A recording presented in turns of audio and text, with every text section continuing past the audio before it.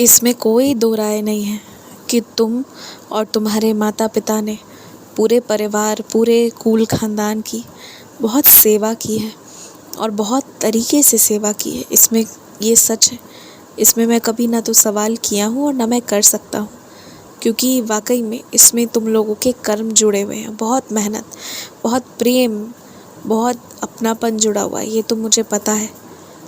लेकिन तुम्हें जिस व्यक्ति को पैसे देने का अफसोस हो रहा है ना, उसके लिए मैं इतना ही कहूँगा कि ये ज़रूर याद रखना कि तुमने ऋण अपना चुका दिया है, पूर्व जन्मों का ऋण चुक चुका है। बस यही याद रखना। तुम्हें जिसको भी लेकर लग रहा हो ना कि अरे ये तो बहुत सारे पैसे चले गए, बहुत पैसे दिला गए, तो ये भी तुम याद रखना कि तुमने अपना पुराना ऋण, पुराना हिसाब किताब सब चुका दिया। अब कुछ नहीं बच रहा है। तो ये मेरी लीला का हिस्सा था, जो होना था वो हो गया। अब तुम बस इसका स्वाद चखो, आनंद लो, और कुछ नहीं करना है तुम्हें। तुम निश्चित स्तवन मंजरी का पाठ आज एक बार करना।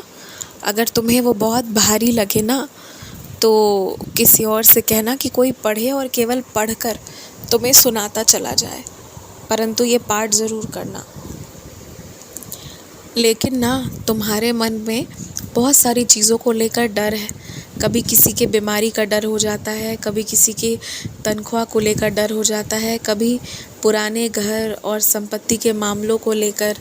तो सबसे पहले ना अपने लिए प्रार्थना करना कि तुम्हारे मन से डर हटे।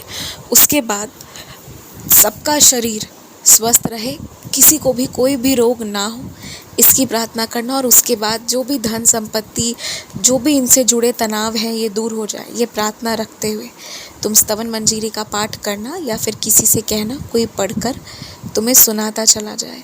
पढ़ने या सुनने से, दोनों से ही तुम्हें मेरी कृपा प्राप्त होगी। और तुमने मुझसे कल वादा किया था कि तुम मेरी सच्चरित्र पढ़ोगे, तभी मैंने तुम्हारा कुछ काम भी पूरा किया था। मैं तुमसे वादा ही इसीलिए करवाता हूँ क्योंकि मैं चाहता हूँ कि तुम मेरी सच्चरित्र पढ़ो। वो पढ़ने से तुम्हें बहुत फ़ायदा होगा।